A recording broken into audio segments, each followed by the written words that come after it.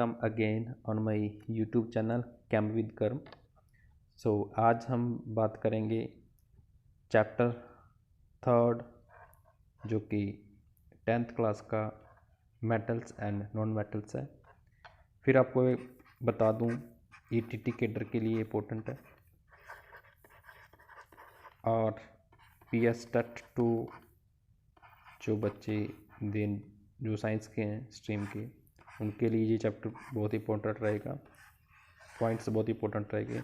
और 10th class वाले बच्चे चाहे वो सीबीएसई हैं चाहे वो कोई भी बोर्ड है उन सब के लिए इम्पोर्टेंट रहेगा। ठीक है, चलो स्टार्ट करते हैं। हम फर्स्ट हम देखेंगे मेटल्स के बारे में।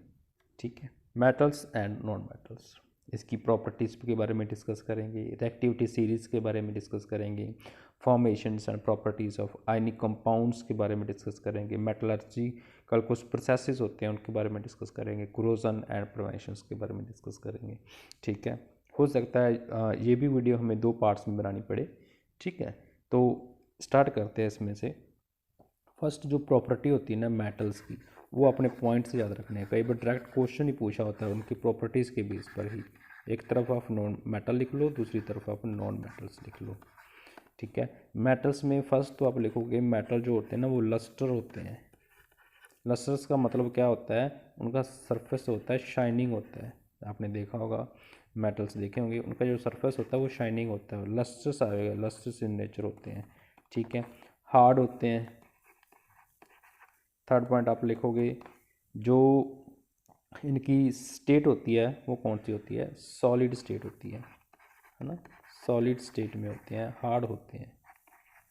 थर्ड वन आप क्या लिखोगे, हाँ एक ऐसा मेटल है, एक ऐसा मेटल है मरकरी, मरकरी को छोड़कर, एक्सेप्ट मरकरी। ठीक है, मरकरी को छोड़कर बाकी सभी जो मेटल है वो हार्ड होते हैं। मरकरी हमारे पास लिक्विड होती है। तो क्वेश्चन ऐसा पूछा जा सकता है कि कौन सा ऐसा मेटल है जो मेटल की कैटेगरी में आता है जो लिक्विड होता है, तो वो क्वेश्चन होता है मरकरी। बहुत बार ये भी क्वेश्चन पूछा जा चुका है। ठीक है, कि कैटेगरी तो मेटल में आता है लेकिन है लिक्विड वो कौन सा है, वो मरकरी होता है।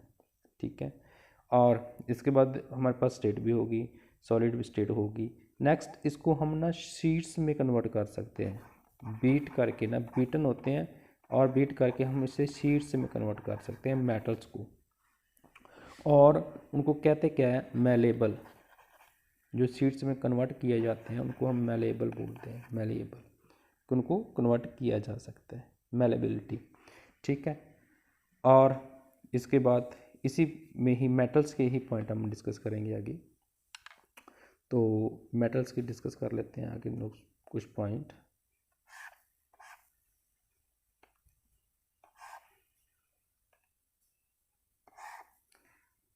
ये तो अपने पॉइंट देख लिए होंगे, नोट कर लिए होंगे।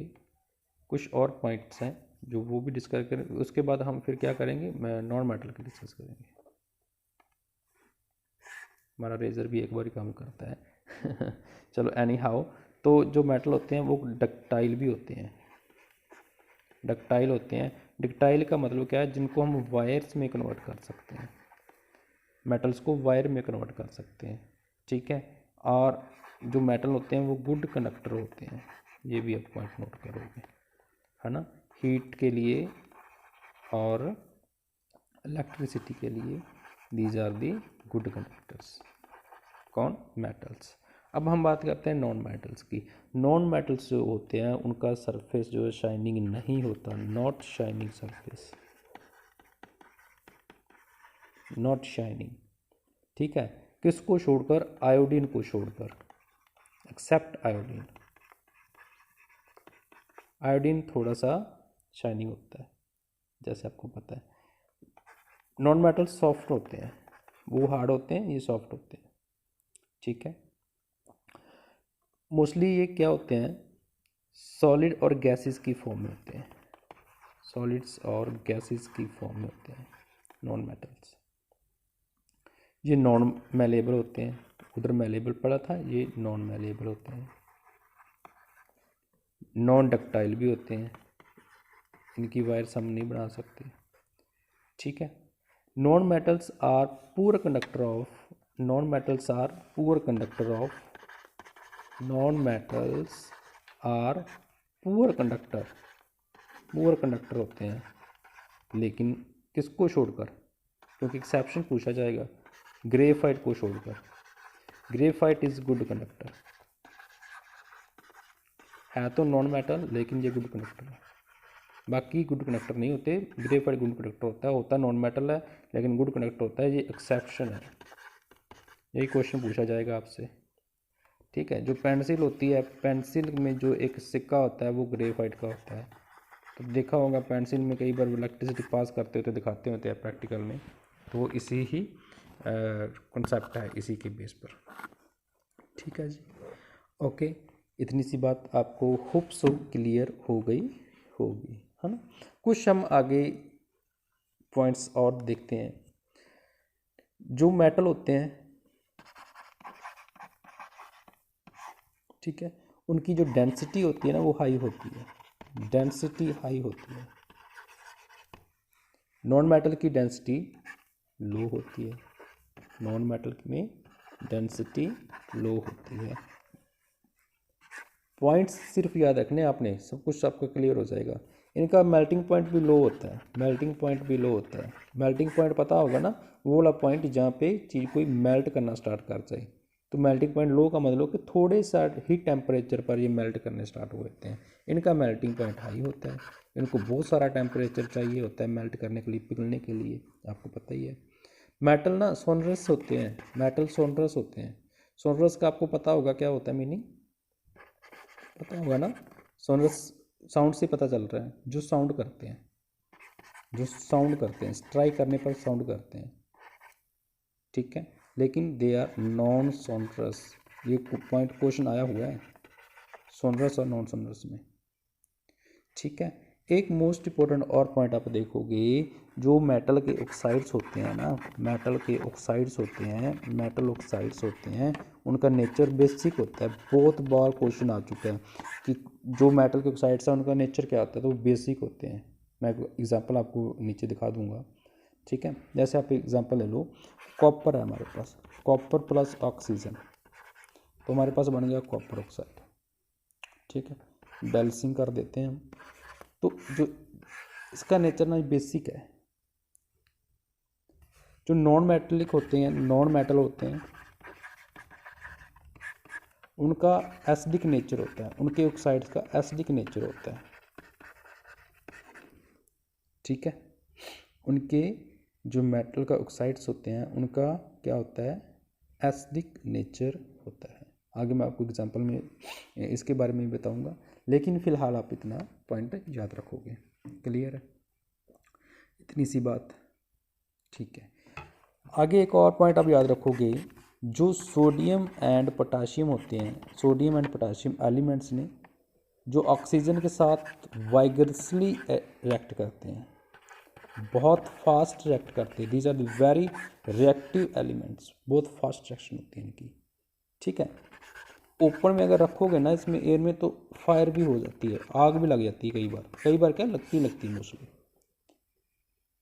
ठीक है। अगर इसको when we kept in open then they catch fire, so तो क्या होता है, they are kept mass in kerosene, तो इसको कैरोसिन में रखा जाता है।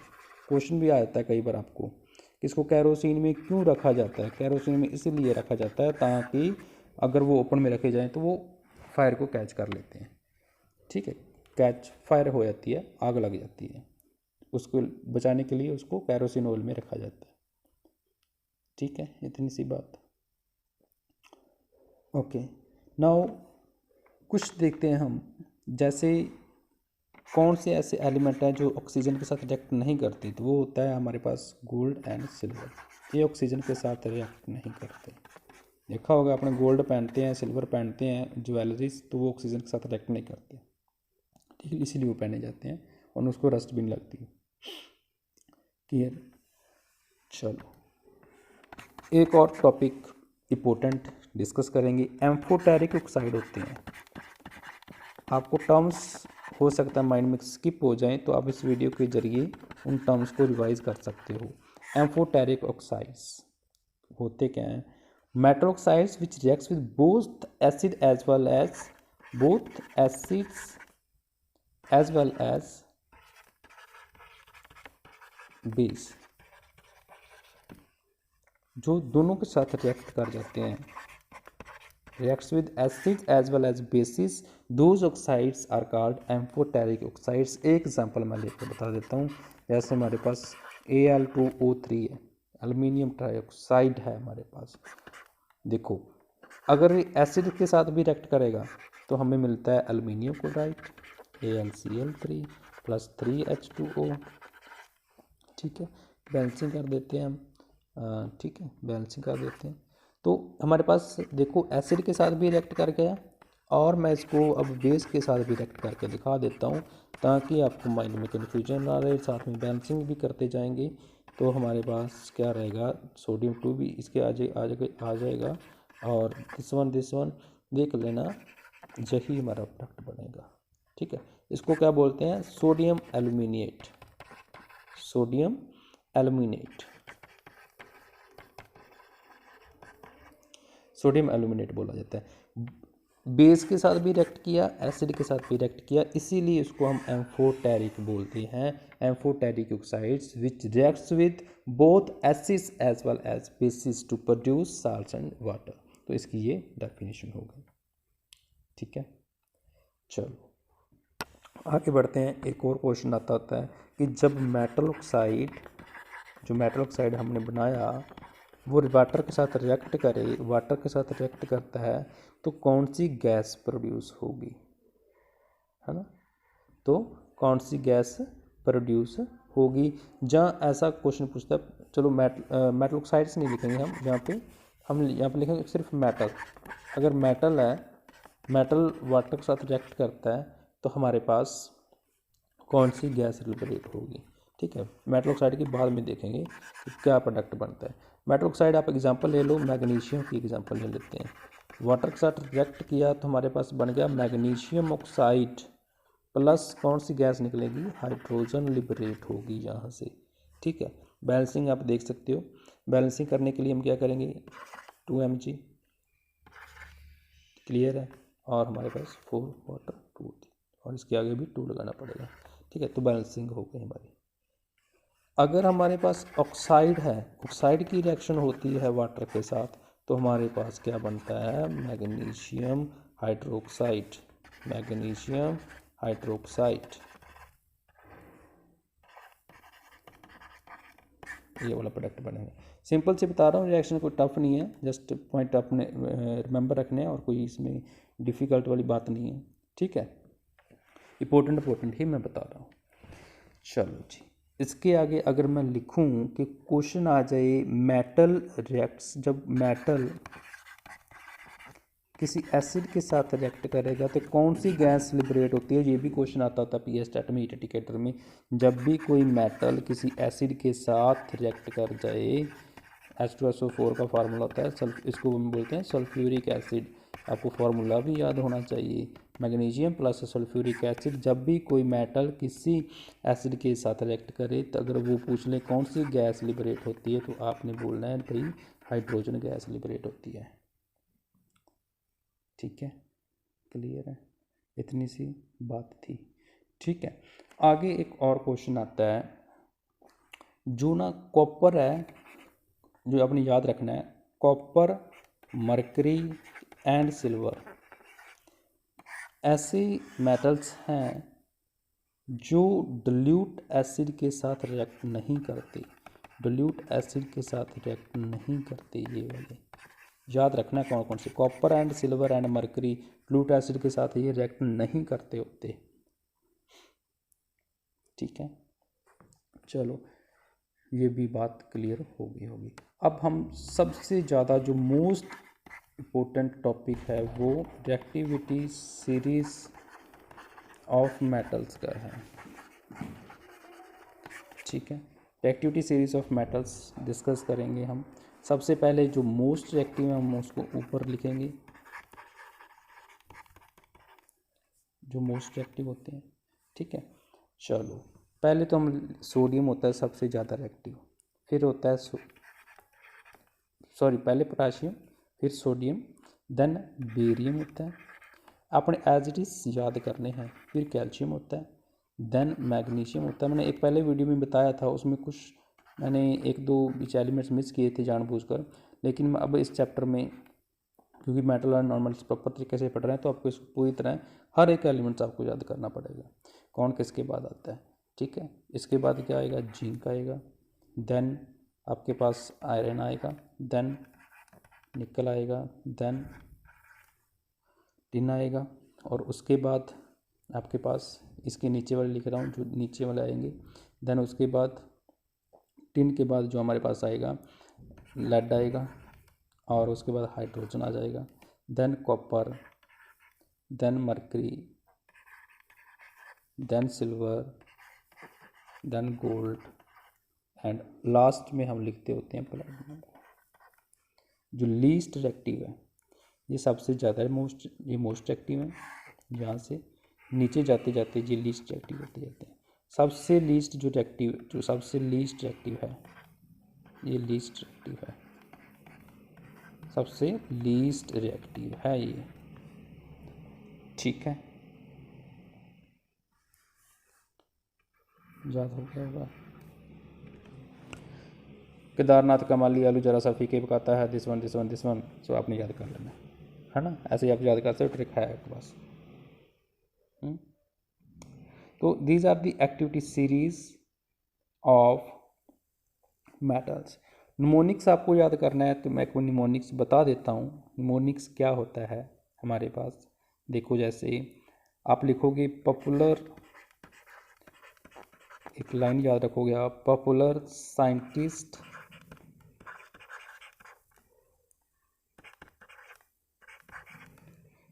Can make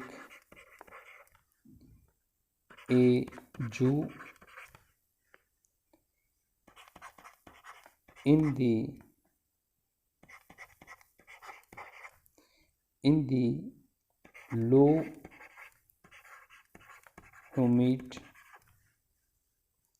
country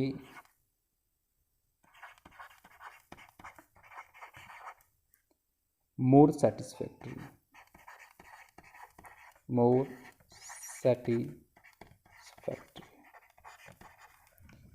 Popular scientists can make a zoo in the low human country more satisfactory. Scientist बहुत तेज होते हैं, बना सकते होते हैं भाई।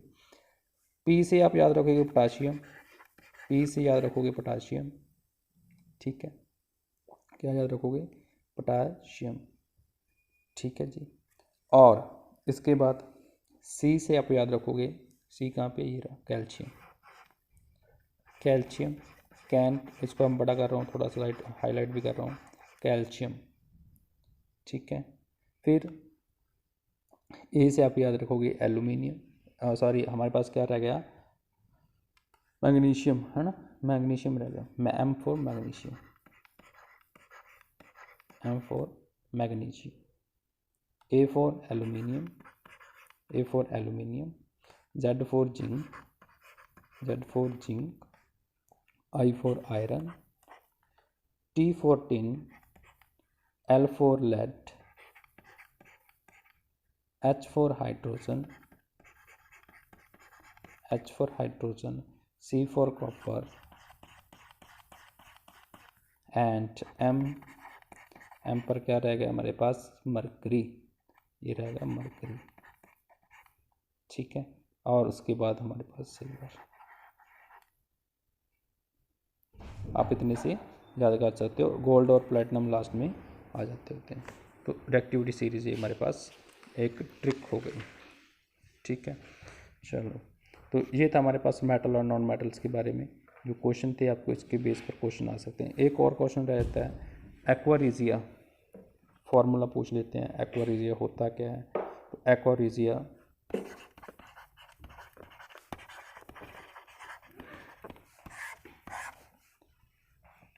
एक्वारिजिया में जो मिक्सचर कंसंट्रेशन पूछी होती है, कौन कितनी कंसंट्रेशन में होता है, तो एक्वारिजिया में एक तो हाइड्रोक्लोरिक एसिड होता है, दूसरा नाइट्रिक एसिड होता है, HCl HNO3।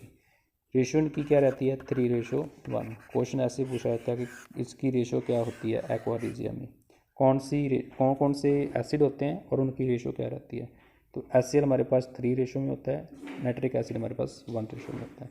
इसी तरह तो इनका काम क्या होता है, it can dissolve gold and platinum. Gold and platinum को क्या कर सकते हैं, डिसॉल्व कर सकते हैं। गोल्ड एंड प्लेटिनम को डिसॉल्व कर सकते हैं। जब भी आप गोल्ड स्मिथ के पास जाते हो गोल्ड को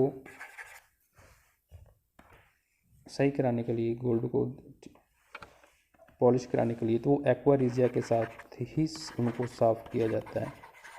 इसीलिए गोल्ड का वेट भी कम हो जाता है क्योंकि एसिड के साथ वो डिज़ोल्व हो जाते हैं। ठीक है, जब उनके साथ डिज़ोल्व होते हैं तो बनता क्या है, फाइनल प्रोडक्ट बनता क्या है, उसमें NOCl बनता होता है जिसमें गोल्ड और प्लेटिनम डिज़ोल्व होता है। इसको नाइट्रोसल क्लोराइड बोलते हैं। ठीक है, तो ये भी बहुत इंपॉर्टेंट क्वेश्चन है एक्वारिजिया के बेस पर। ठीक, तो हमारा almost metal and non metal के चैप्टर में यही था। इंपॉर्टेंट पॉइंट मैंने डिस्कस कर दिए। एक दो रिएक्शन थी जिसमें हम देखेंगे कि जो डिस्प्लेसमेंट होती है वो नेक्स्ट सेक्शन में हम MCQ के साथ ही नेक्स्ट जो पार्ट करेंगे वो MCQ बेस्ड रहेगा। ठीक है जी, ओके, थैंक यू।